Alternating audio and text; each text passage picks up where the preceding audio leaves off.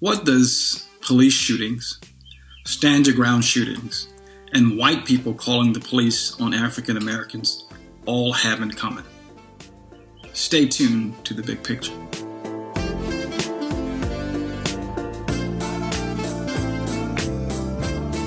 And what they have in common is that all of these incidents stem from the way that society perceives black and brown people.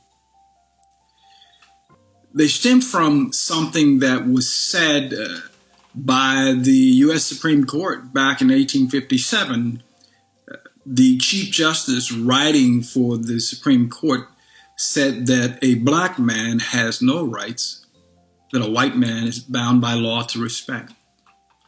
The fact is that when many in society, not all thankfully, when many in society see a black person or a brown person, they see a suspect first, a human being second, and maybe a citizen, maybe someone that is worthy of the support and the respect that they and their family members are entitled to.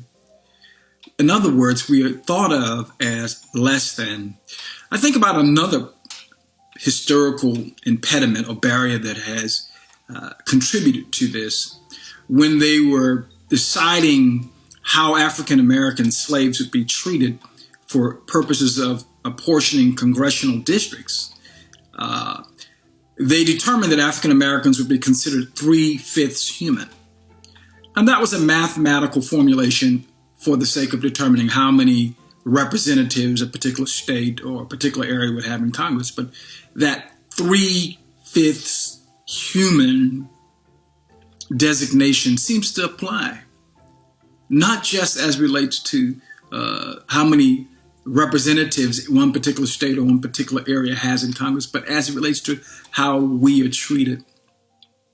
Black and brown people are treated as less than human. And that's why people are emboldened to do things like shoot us and claim that they were standing their ground when we were unarmed.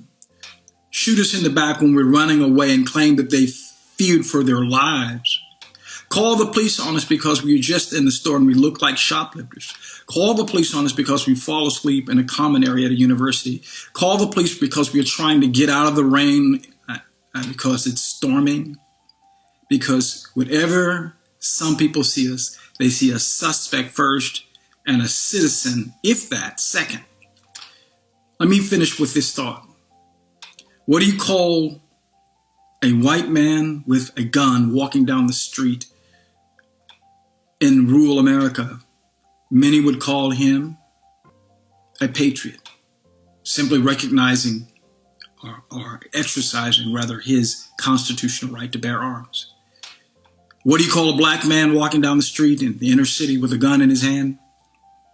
A suspect, soon to be the decedent, as in dead, killed by the police as soon as the police get on the scene. Because a black man with a gun is clearly a dangerous person. It's how we are seen. We've got to do something. We've got to call America out on the fact that we are still being treated in the 21st century as less than human. That is the big picture.